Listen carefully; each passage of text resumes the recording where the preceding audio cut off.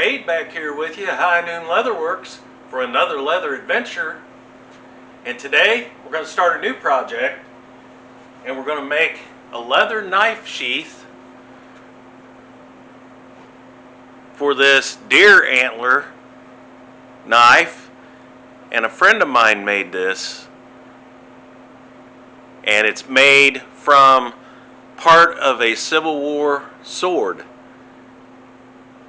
He found the sword, it was damaged, the handle was tore up on it, so he cut this up and made knives out of it, and they just turned out awesome. And I kind of have a piece of history here. So I don't have a sheath for it, so that's what our new project's going to be.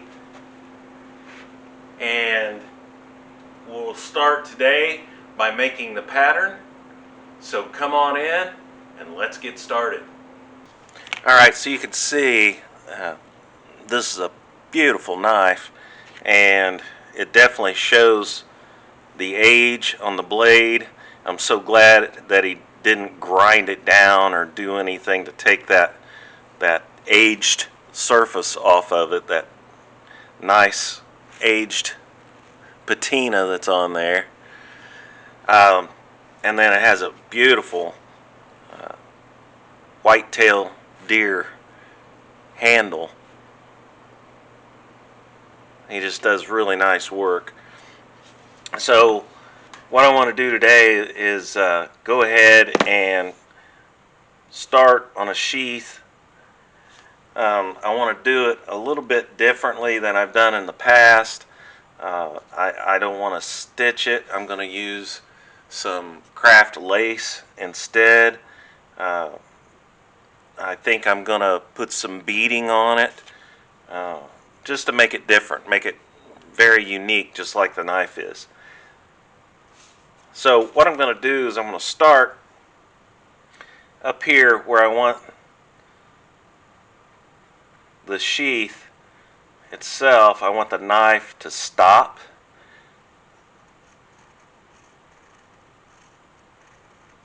And it does have a leather stop there, so that's going to naturally come down to that leather. So I'll mark that on each side, and then I'm going to come down on the blade side, and I'm just going to let my pencil travel from that mark along the blade all the way around the tip. Then you can do it just like you would on a holster, where you could fold the knife over, but I'm just going to take down the spine of the knife, same way, just follow my pencil on the edge of that knife. And basically what I did was I outlined it. You got to remember this I'm going to fold this over. I'm not going to cut it in two pieces and stitch it together. So that'll make it a little bit different. But what I need to do now, instead of trying to roll that knife over and then meet that up on the other side when I folded it, now I'm going to come back, and I need to leave enough room here for my lace, my holes, my lacing, and when I get this side done and I can cut that out, then I can fold that over and mirror the other side. So I want to start, I believe, let me get my ruler here. I'm going to start right here at a 1/2 inch away from my pencil mark that I made along the edge of my blade. And as I come down, I don't want this to be perfectly symmetrical. So as I come down, I'm going to go about halfway down the knife blade and go 7/16. Come down about 3/4 of the way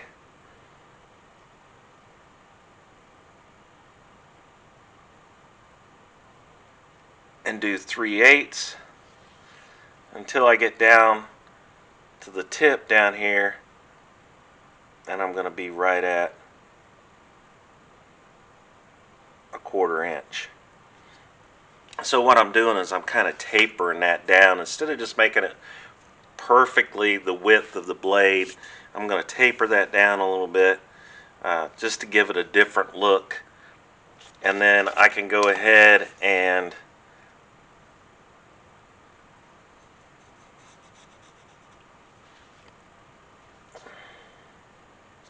start connecting those lines.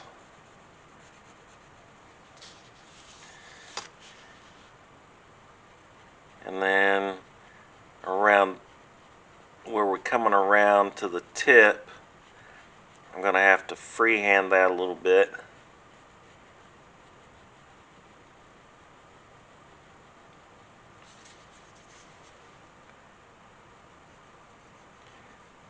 And I don't want it to come down to nothing or right to the tip of the blade. So when you get down to the very bottom, I'm going to end up with not quite, about 3/16 of an inch down here. And then I can run my line down the rest of the way, down the spine. So I want, even though this is going to be a little wider at the top, I'm going to want my holes pretty symmetrical from the edge. So it should be able to go in fairly easily at the top, but as it goes down, since I tapered this on the side, as the knife goes into the sheath, it should get a little snugger as it goes. The more you push it in, the more snug it's going to become. So I'm going to come back, and I want to go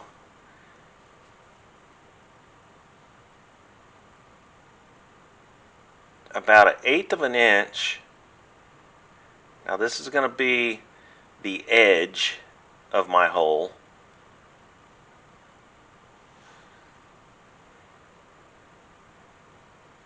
The outside edge.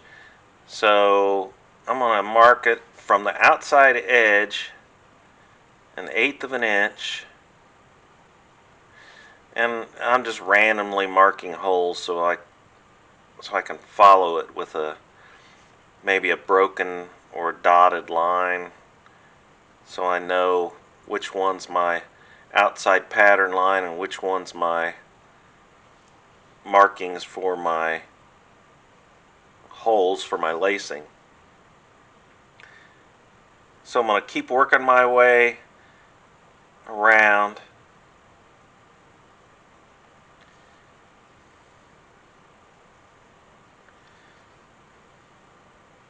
And again, as I get down here to where I narrowed it down, it's definitely going to make this part, this lower part of the knife going into the sheath, much more snug.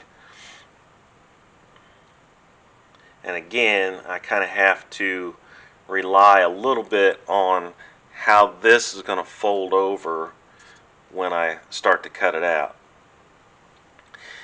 Now, this is going to be, I'm right-handed, so this would be the inside of the sheath, and then under here would be the outside of the sheath. So I'm going to mark this real quick, and I'm just going to put inside so I don't get confused as I move on. Because the next thing I want to do is I want to go ahead and put a loop so I can put this on my belt, because I do Western reenactment and Western shooting, so I will carry this knife into reenactments or competitions, since it is period correct before 1900. So I want to put it where I can wear it on my belt. So I'm going to come up from this point here where it's going to stop in the sheath. I'm going to come up 6.5 instead of 5.5, and that'll give me plenty of room for any belt that I would use it on, whether it be a standard 2-inch or a 3-inch cartridge belt. And I do wear a 3-inch cartridge belt a lot, so we'll take that up to 6.5, and then I'm just going to follow this line up, put a very faint line going up from the spine where it's going to fold over, and then I'm going to come in 1/4 of an inch from that line at the top and at the bottom, and then I'll draw my cut line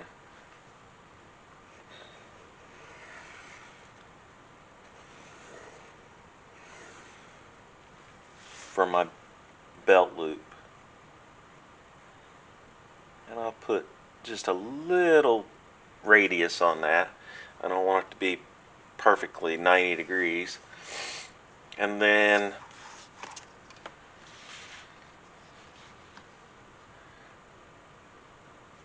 I'll make that 1 1/4 inches wide. So I'll mark it at the bottom, mark it at the top, draw my line on the right hand side, and again I'll put just a little tiny radius on that so it doesn't have that sharp 90-degree cut on it. And I'll do the same at the end here where it's going to cut off. I'll just put a very, very, very small radius. I'm just cutting that pointed tip off basically so that it's not just squared off. So basically what I need to do now is I need to cut this and cut this over to this line, but I need to take a stylus and score this poster board from that top edge down to the bottom so that I can fold that over. So I'll cut this first,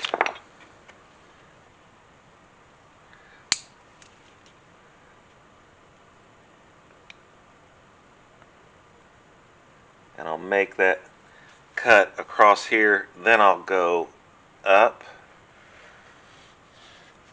and I'll trim that off later so that I leave plenty of my pattern material up here when I fold this over. So there's my fold. You notice how easily that folded right on that score. I break the grain in the poster board so that it folds over perfectly. I can go ahead and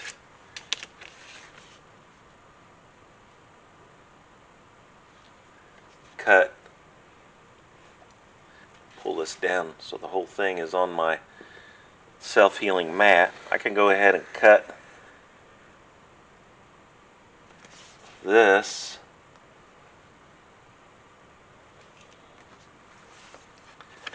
get that out of the way. Then I can cut this side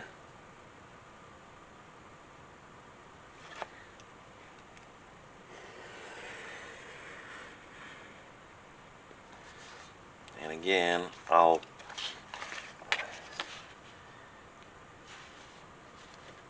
just put a slight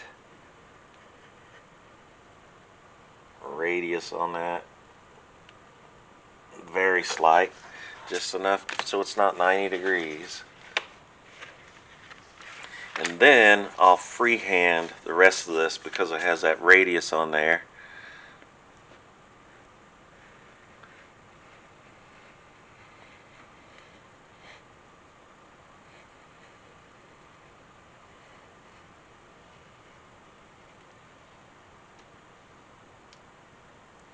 And then I'll do the same at the bottom as I did at the top.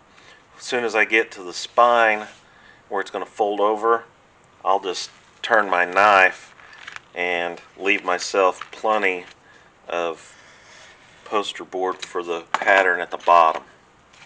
So I can go ahead and remove that excess, save it for later. There's plenty there for something else. Then I could take this part, and remember this was going to be the spines on that side, so that's actually going to be the, if I folded it this way, that would make that the outside. Let's see. No, this would be folded this way, and then this comes around this way.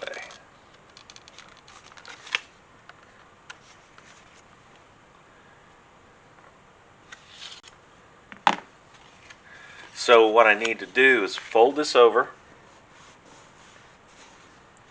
on my mark, take my pencil, follow the cuts that I made on the other side, and just trace that out.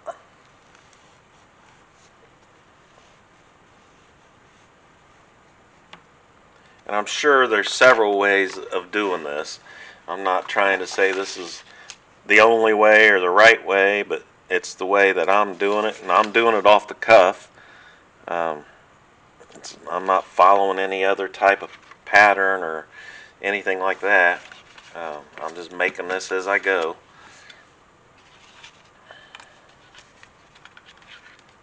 So I need to take this and cut it straight across with my straight edge.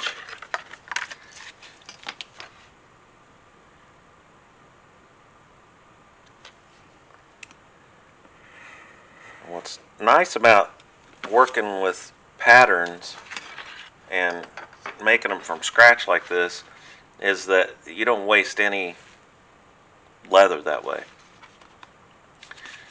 So I'm ready to cut the traced line for the other side.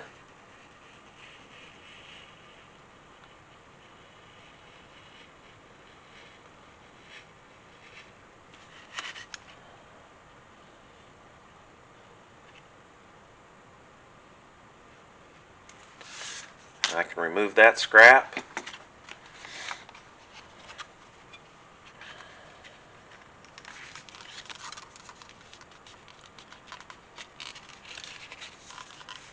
And then there's my pattern. You can see how it comes down, stops on the front. This being the inside, this being the outside. I'll mark that.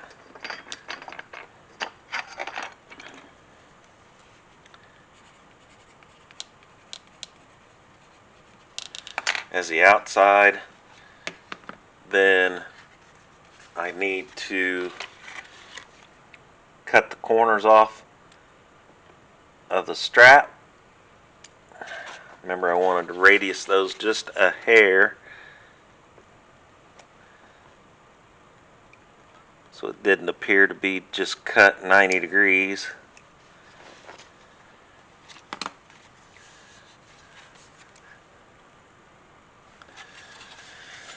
And then that can be folded over I want that to match up here at the top where the knife stops. And that will give me approximately, by the time I bring that up 1/4 of an inch to put stitches in it, that's going to give me about 3 1/4 inches. And you take the thickness of the leather, probably 3 inches. So that'll let me put my 3-inch belt through there. So there's basically my pattern. And then what I'll need to do is figure out exactly where I want these holes for my lacing. So let's fold that over, and I'm going to go ahead and get my punch. I want to use a small, this lace that I have is 1/8 inch lace, so I want to match that up with a 1/8 inch punch. And then what I want to do is mark my holes, because I want my holes to be symmetrical down the length of this. So remember, we marked the outside edge of the hole. So I'm going to go every 1/2 inch.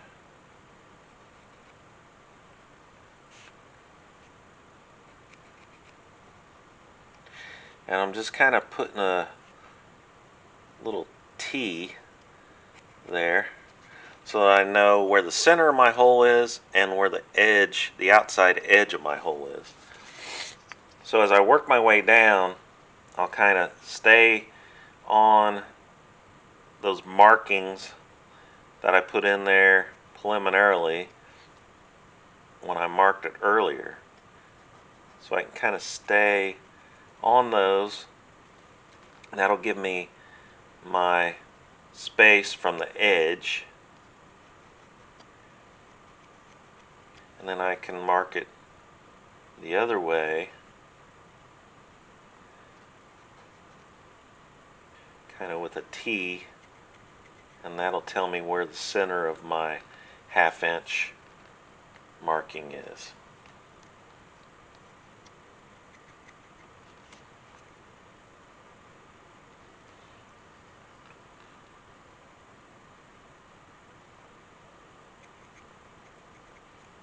And then what I'll do is, once I get this marked, I'm going to put my knife in there. I want to see if that's going to give me plenty of room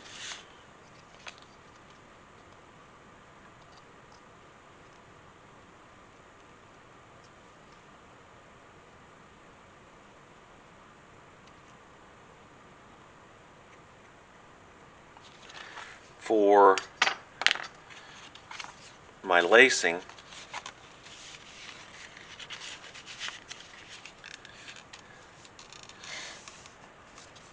As it comes down into the lower part, because remember, I narrowed this as I went down, and it looks like it's going to be just right. I could change that at that point if I needed to, but what that'll do is that'll keep that spine of that knife pushed back against the spine of the sheath. So what I can do now is take my punch, take a scrap piece of leather, a mallet. Obviously I'm not going to have to hit this very hard since it's just cardboard, poster board.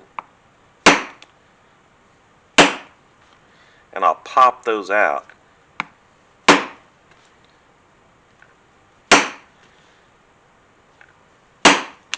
And I'll move down the edge very quickly.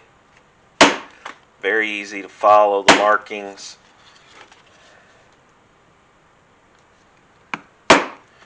Remember, I've got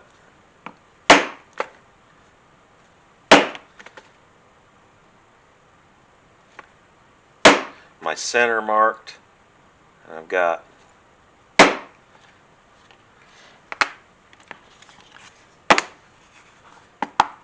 my markings for the edge. So there's all of my lacing holes. And then there's my strap. So there's what it'll look like from the outside. And I just think it'll give a little bit more of that curvature. It's not just going to be straight, because this blade's fairly straight. So it'll just make it look nicer with a little bit of that curve in there. So there is my finished pattern. Alright, so there's my finished pattern for my whitetail antlered handled Civil War knife.